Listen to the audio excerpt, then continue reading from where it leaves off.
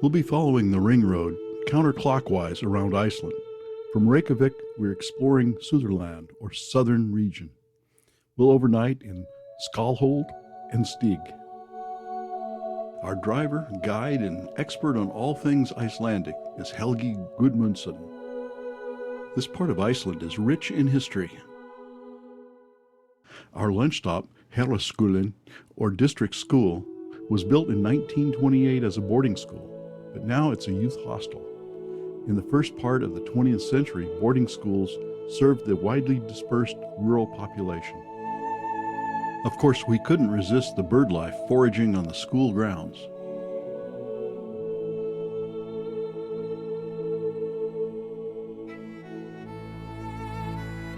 Our overnight stop is at Skálholt.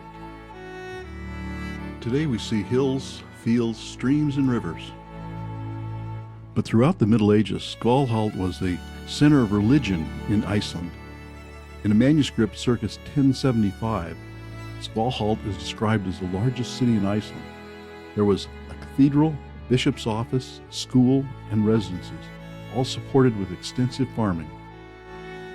Today, Skálholt Cathedral stands in memory of that former glory.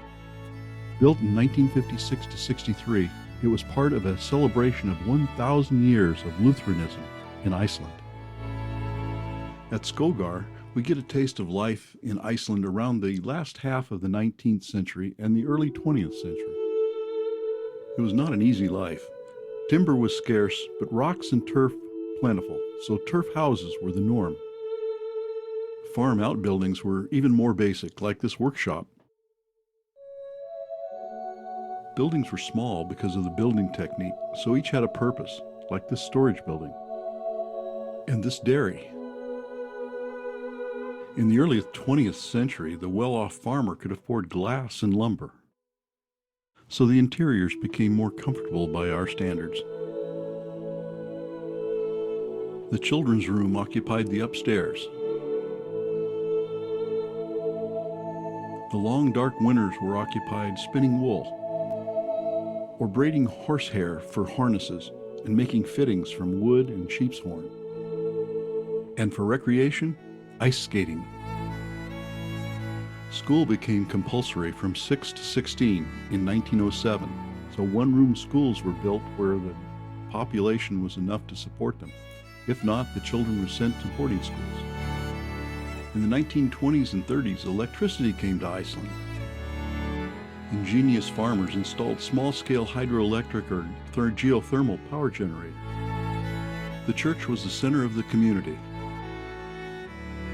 They displayed the best workmanship that the farmers could provide. But some old beliefs have survived. These are fairy houses. And paradoxically, a fairy church. Some Icelanders still believe in the hidden people, which include fairies, trolls, elves, and gnomes. Housed in a brand new building are collections focusing on transportation, communications, and rescue, topics uniquely important to the history of Iceland.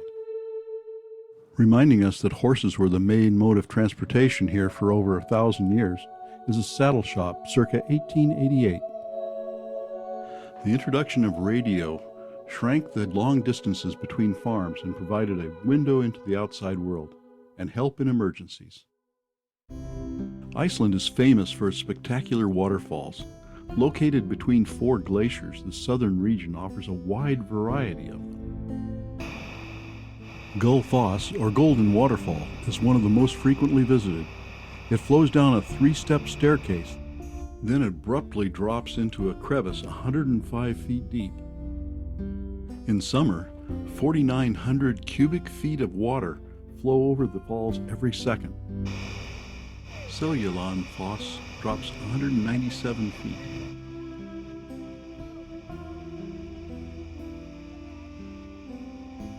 It's a good opportunity to work on our silky waterfalls.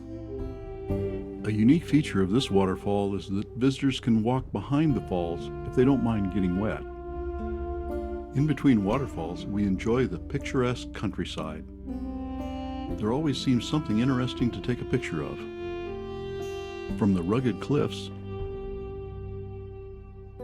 to the country churches and the Icelandic horses, or cattle and a field of buttercups. But these massive fields of lupins are uniquely Iceland. It's ironic that these lupins were introduced to Iceland in the 1960s as a soil conservation measure. They're native to Alaska. While some Icelanders have a problem with the invasive species, they do make a nice picture. Skógafoss is one of the biggest waterfalls in Iceland. It's 49 feet wide and has a 200-foot drop. The cliffs were once the coastline. Now they are a breeding ground for northern fulmars. The challenge for the photographer is to capture a fulmar with the waterfall as the backdrop. There are estimated to be 2 million breeding pairs in Iceland. Guesthouse Stig is our home for one night and continues a long Icelandic tradition. When horses were the mode of transportation and farms were even farther apart than today, a farmer could build a couple of bedrooms and open a guest house. While the rooms in the restaurant are modern, Stig is a working farm, complete with Icelandic sheepdogs that try to herd you. We have 2 more stops before we can call it a day. Our next stop is Dyrhólaey. The name translates as the hill island with the door hole. It comes from this impressive sea arch. The cliffs are home to nesting seabirds.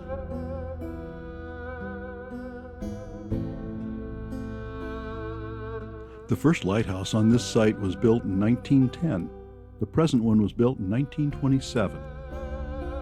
The top of the promontory is covered with a variety of wildflowers.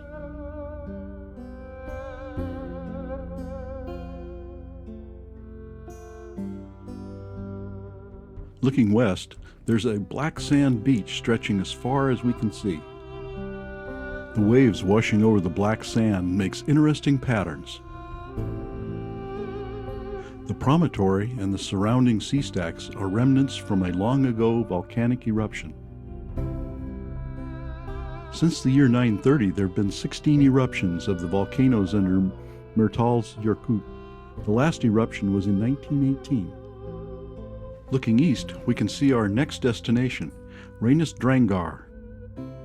On the beach between the 2 headlands, we stopped to photograph eider ducks. And this interesting basalt sea arch. From the beach at Reynisfjara, we can look back at Dyrhólaey. The beach is dominated by a cave of basalt columns. Columnar basalt is caused by the cooling of a thick lava flow. Slow cooling produces large columns, while rapid cooling results in small columns. The large columns are popular with tourists for pictures. From the cave you can see Reynisdrangar, the sea stacks off the beach. Legend says the stacks originated when 2 trolls tried to drag a 3-masted ship to land, but they were unsuccessful, and when daylight broke, the trolls became needles of rock. The next morning we explore a very different kind of lava flow. This area is very wet, almost 400 inches of precipitation a year. So a thick cushion of moss covers the broken lava rock. Mosses account for more than 1/2 of all vegetation in Iceland.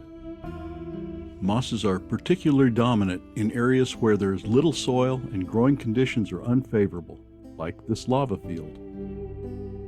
Lupin have been seeded into this area to encourage soil formation. The moss allows a variety of hardy plants to take hold.